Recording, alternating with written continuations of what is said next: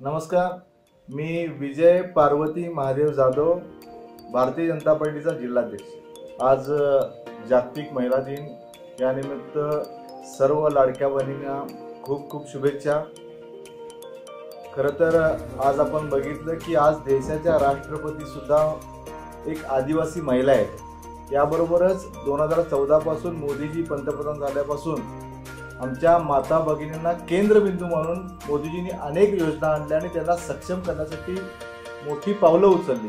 मग ती ड्रोन दीदी असेल, लखपती बहीण योजना असेल, अशा अनेक योजनांच्या माध्यमातून याबरोबरच महिला बचत गटांना मोठ्या प्रमाणावर कमी रकमेमध्ये कर्ज देण्याचा असेल, यामध्ये महिलांना सक्षम करावा असा सातत्याने हेतू आदरणीय मोदींचा दिसतो। ज्या राजमाता जिजाऊंमुळे आज तुम्ही आम्ही या ठिकाणी आहोत आणि अत्यंत सुरक्षित आहोत, त्या राजमाता जिजाऊंना मी वंदन करतो।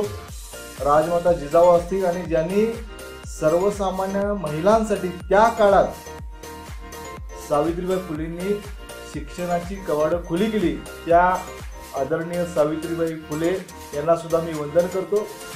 याबरोबरच क्रीडा क्षेत्र असेल, अगदी वैज्ञानिक क्षेत्र असेल, यामध्ये सुद्धा महिलांनी आता मोठ्या प्रमाणात लक्षणीय पुरुषांच्या बरोबरीने म्हणायचं एक पाऊल पुरुषांच्या पुढे सुद्धा यश मिळेल असं म्हटलं तर वावगं ठरणार नाही। अशा या तमाम लाडक्या बहिणींना मी मनापासून महिला दिनाच्या शुभेच्छा देतो। ताज्या घडामोडी पाहण्यासाठी माझा महाराष्ट्र न्यूजला आजच सबस्क्राइब करा।